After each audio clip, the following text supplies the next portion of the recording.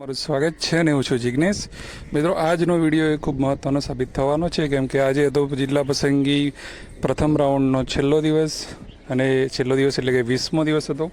આજની તારીખ હતી 28/6/2025 અને 20મો છેલ્લો દિવસ હતો. તો એની તમામ અપડેટ જે છે એ વિડીયોમાં તમને મળી જશે કે કેટલી સીટો આજે ભરાઈ છે, કેટલા લોકો આવ્યા છે, કેટલી બાકી રહી છે, અને ખાસ હવે જોવાનું છે આપણે કે કેટેગરી વાઇઝ જેટલી પણ સીટો બાકી રહી છે એના ઉપરથી હવે પછીનું મેરિટ જે છે એ કેટલું રહેવાનું છે, તમામ ખબર તમને આ વિડીયોની અંદર પડી જવાની છે. તો આ વિડીયો અંત સુધી તમારે જોવાનો છે.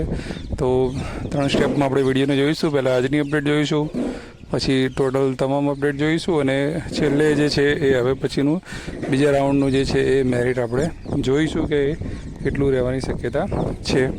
તો વિડીયો ચાલુ કરીએ હવે આપણે.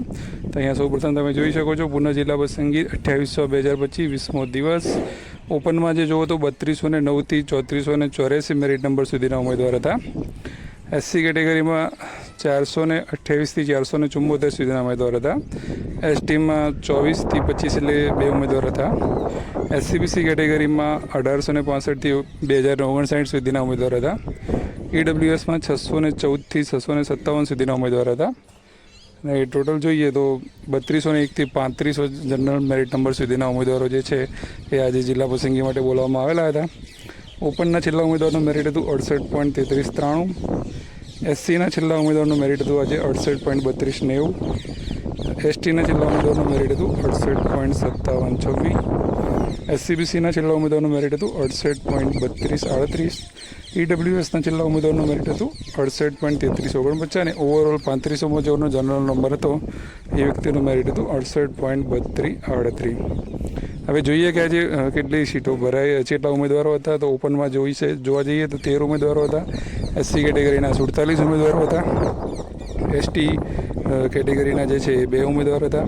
એસસીબીસીના 194 હતા. ઈડબ્લ્યુએસના 44 ઉમેદવાર હતા.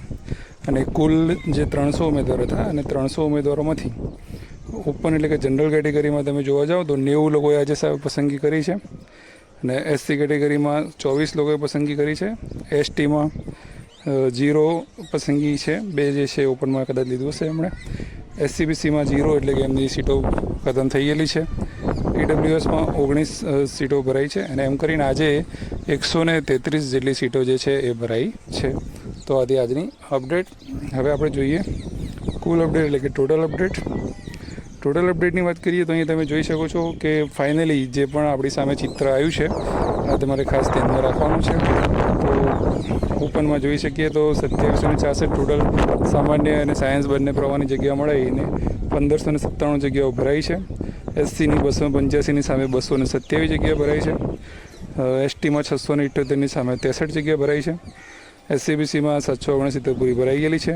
ઈડબ્લ્યુએસમાં 502ની સામે 312 જગ્યા ભરાઈ ગઈ છે.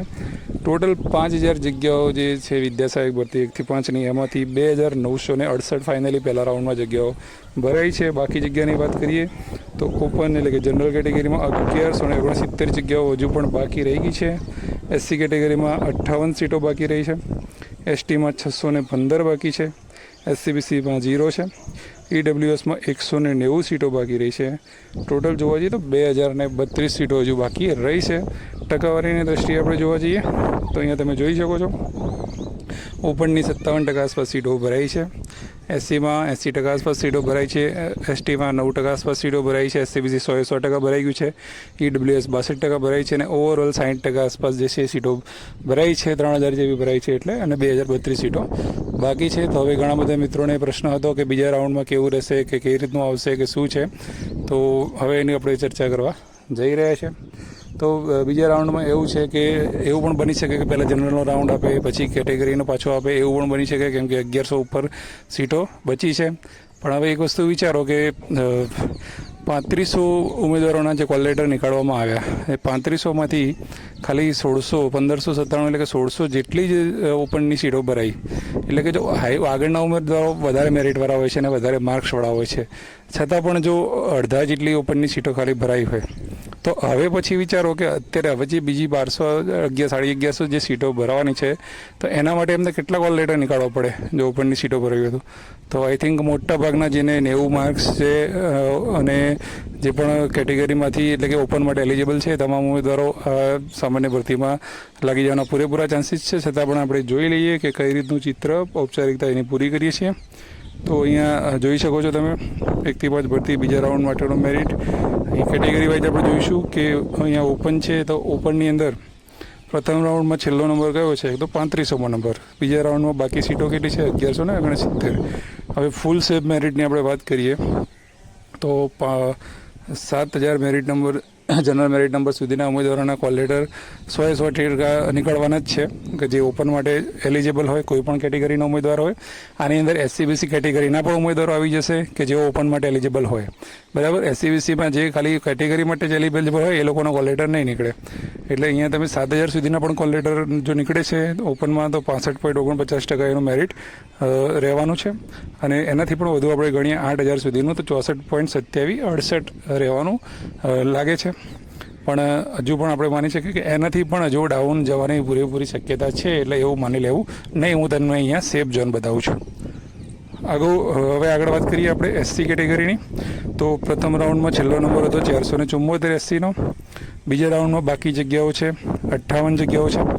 ફૂલ સેફની વાત કરીએ તો 560 નંબર સુધી આપણે ગણીએ SC કેટેગરીમાં તો 67.94 જે છે ત્યાં સુધીના ઉમેદવાર છે લાગી શકે છે.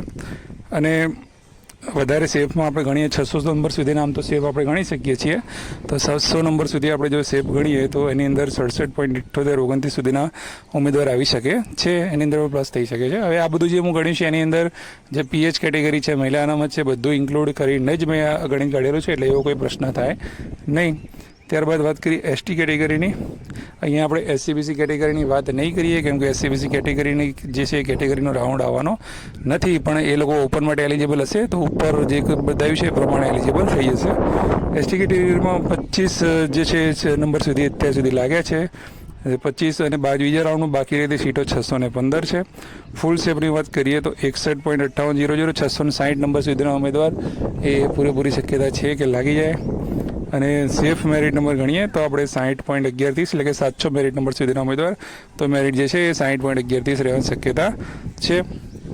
EWS કેટેગરીની વાત કરીએ તો પ્રથમ રાઉન્ડમાં છેલ્લો નંબર હતો 657. બીજા રાઉન્ડમાં બાકી સીટો છે 190. તો 880 નંબર સુધી આપણે ફૂલ સેફમાં લઈએ છીએ. બરાબર. 757 અને એના પછી જ 190 પ્લસ કરીને 880 સુધી થોડું લંબાઈએ છીએ તો પણ EWS ફૂલ સેફ ઝોન છે 66.2860 પહોંચી જાય છે. ત્યાં સુધીના ઉમેદવારોની કોઈ ચિંતા કરવાની જરૂર નથી. અને સેફની વાત કરીએ તો 64.93 950 સુધીના ઉમેદવારો આરામથી લાગી જવાના છે. એનાથી પણ ડાઉન જઈ શકે છે. બરાબર છે. EWSની જે પ્રમાણે આ રાઉન્ડમાં સીટો ભરાઈ છે એ જોતા. બરાબર છે. તો આ તમામ કેટેગરીનું એનાલિસિસ મેં મારી રીતે કર્યું છે. હોઈ શકે છે કે તમને તમારું રીતે અલગ હોઈ શકે છે. કોઈના પણ પ્રશ્ન હોઈ શકે છે. તો આ વિડીયો હું તમારી સમક્ષ લાવ્યો છું. હજુ પણ બીજું કંઈ ચેન્જીસ હશે તો તમને વિડીયો દ્વારા જાણ કરીશું. અને જેટલા પણ મિત્રો પ્રથમ રાઉન્ડમાં જિલ્લા પસંદગી જેટલા પણ મિત્રોને મળી છે તમામને એજ્યુકેશન વિથ જિગ્નેશ ખૂબ ખૂબ શુભકામનાઓ પાઠવે છે. અને જેટલા પણ મિત્રો બાકી છે તેમને બીજા રાઉન્ડ માટે અને આગામી સમય માટે પણ ખૂબ ખૂબ શુભેચ્છાઓ પાઠવીએ છીએ. આપણી ચેનલ જોતા રહો. તમામ અપડેટ તમને મળતી રહેશે. ચેનલને સબસ્ક્રાઈબ કરો અને વિડીયોને લોકો સુધી શેર કરો અને લાઈક કરતા રહો. નવા વિડીયોમાં ફરીથી મળીશું. જય હિન્દ, જય ભારત. Thank you.